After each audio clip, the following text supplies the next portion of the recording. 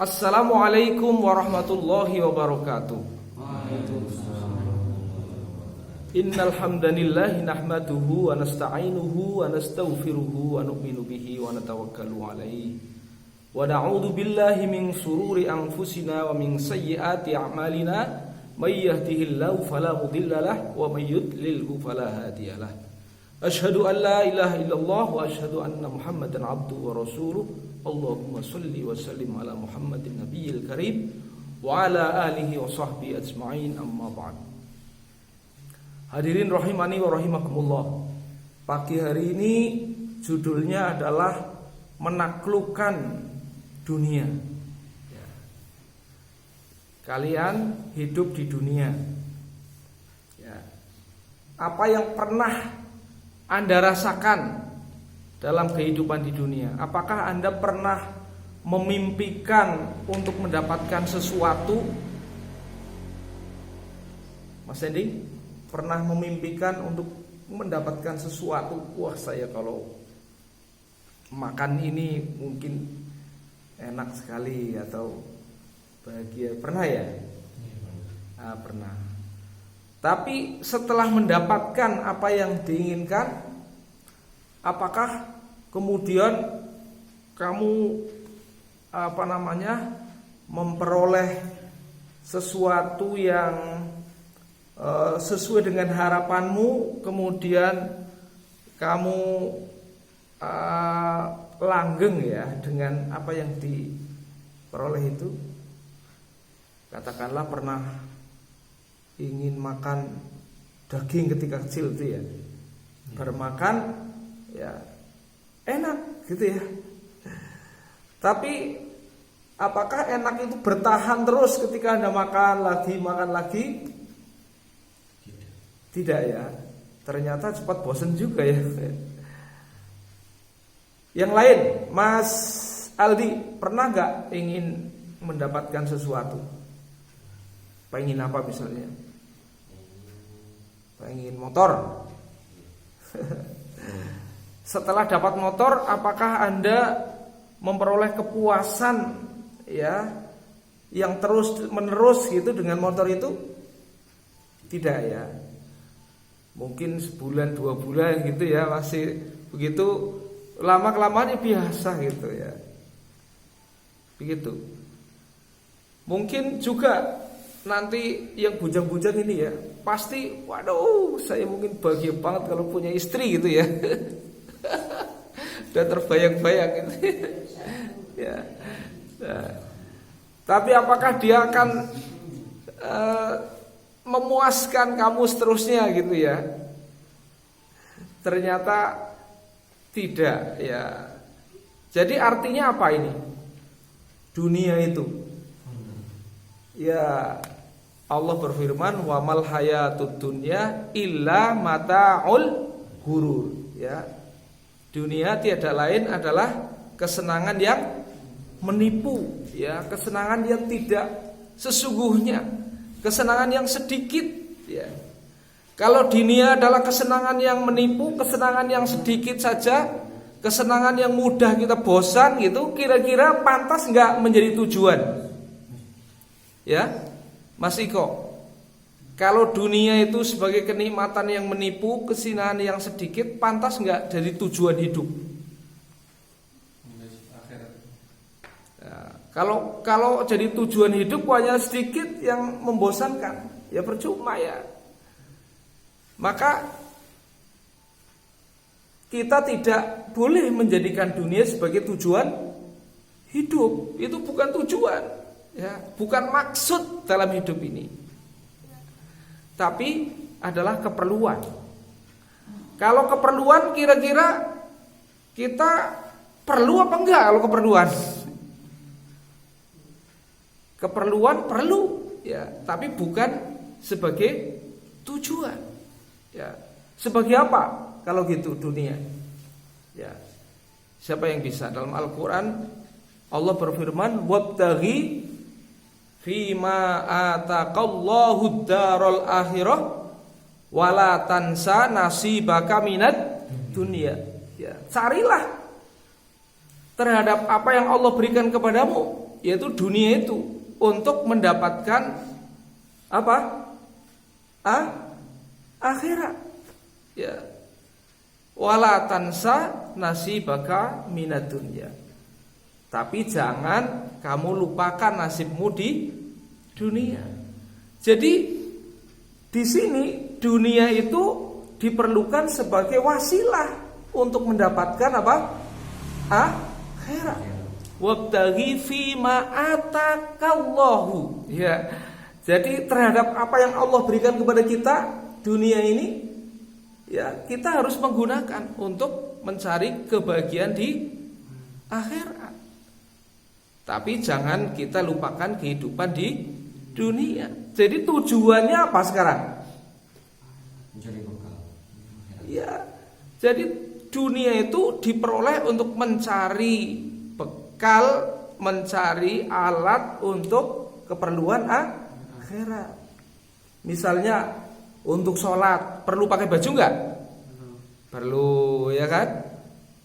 Mau naik haji perlu ongkos apa enggak? Perlu. Tapi ongkos itu tujuan apa alat? Alat, ya. Yang penting hajinya. Oleh karena itu permintaannya jangan alatnya, ya. Ya Allah, berikanlah saya duit biar bisa naik haji. Benar enggak itu? Ya Allah, berikanlah haji. Berikanlah kemampuan untuk gaji dengan caramu. Mungkin bisa dengan uang, atau tiba-tiba orang ngajak gitu ya. Ya, dengan cara Allah kita minta adalah bukan minta kepada dunianya, tapi minta kepada tujuannya. Ya, tujuannya. Maka itulah kita menempatkan ya dunia sebagai alat untuk menggapai kehidupan di mana? Akhirat. Kalau di dunia kita makan, paling suka makan apa Mas Edi? Sate? Boleh? Sate? Ya. Kalau makan sate, besok sate lagi, besok sate lagi, sate lagi. Kira-kira enak apa enggak? Atau sekarang makan sate tak kasih sekarung. Mungkin pertama enak, kedua enak, ketiga blokek. Ya. Itu apa? Dunia kan begitu, ya. Maka jangan menjadi tujuan, ya. Oke. Nah, ini mataul hurur, ya.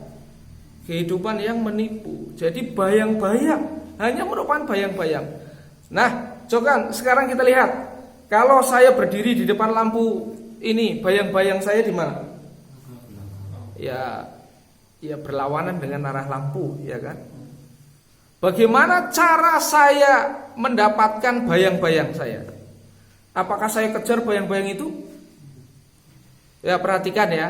Kalau saya kejar bayang-bayang saya dengan cara menjauhi lampu, dapatkah Anda menguasai bayang-bayang? Ya? Siapa yang bisa jawab? Tegas. Enggak bisa, kenapa?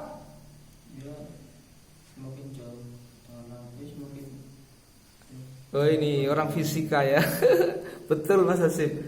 Kalau kita ingin mendapatkan bayang-bayang dengan cara menjauhi lampu, maka bayang-bayang kita lari sejauh atau sebesar kita berlari. Kita lari, bayang-bayang kita ikut lari gak? Ikut lari. Dan sampai kapanpun tidak pernah mendapatkan bayang-bayang itu. Ya.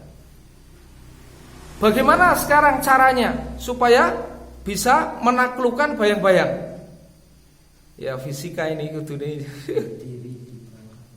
Nah, pintar, bagus ya Mas Hasim. Jadi untuk dapat menaklukkan bayang-bayang itu, kita berdiri tepat di bawah lampu. Siapakah? Lampu itu kan sumber cahaya, ya. Siapa sebenarnya sumber cahaya yang sebenarnya? Allahu nurus samawati wal ard. Mathalu nurihi kamiskatin fiha misbah. Al misbahu fihi zujajah. Az-zujajatu ka'annaha kaukabun durriyyu yuqadu min syajaratin mubarakatin zaitunatin la syarqiyyatin wala ghurbiyah, dan seterusnya. Allah sebagai sumber cahaya, sumber kehidupan. Maka kalau kita ingin menaklukkan bayang-bayang, menaklukkan dunia, ya kita mesti harus dekat dengan sumber kehidupan. Ya.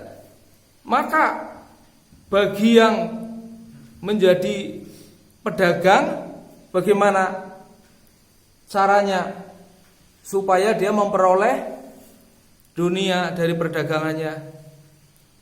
Dia berdagang dengan cara yang diridhoi oleh Allah, kan gitu. Kalau dia menjadi seorang guru, gimana? Jadilah guru yang iya, jadilah guru yang selalu taat kepada apa? Allah, menggunakan cara-cara yang diridhoi oleh Allah, di bawah aturan Allah. Ya kan? Kalau dia menjadi apalagi insinyur, maka insinyur yang taat kepada Allah. Jangan insinyur yang tukang menipu, gitu ya, dan seterusnya. Ya. Kalau begitu, maka kita akan mendapatkan kebahagiaan di dunia dan kebahagiaan di akhirat. Ya. Sekecil apapun ya kecurangan yang kita lakukan mendapatkan dunia, maka akan memberikan akibat buruk dalam kehidupan dunia. Dan dia pasti akan mendapatkan balasan dari Allah Subhanahu wa taala di akhirat. Ya, kecuali dia bertaubat, kan begitu. Oleh karena itu, maka jadilah kita sebagai orang yang senantiasa pandai ya menaklukkan dunia, yaitu dengan cara bekerja di dunia dengan mentaati aturan Allah Subhanahu wa taala. Maka kita memperoleh kebahagiaan di dunia ya, dan kita akan memperoleh kebahagiaan di akhirat. Kan doa kita, Rabbana atina fid dunya hasanah wa fil akhirati hasanah wa qina adzabannar. Amin ya rabbal alamin. Terima kasih atas perhatian. Mohon maaf atas segala kurangan. Nun wal qalami wa ma yasturun. Billahi taufik wal hidayah. Wassalamualaikum warahmatullahi wabarakatuh. Waalaikumsalam.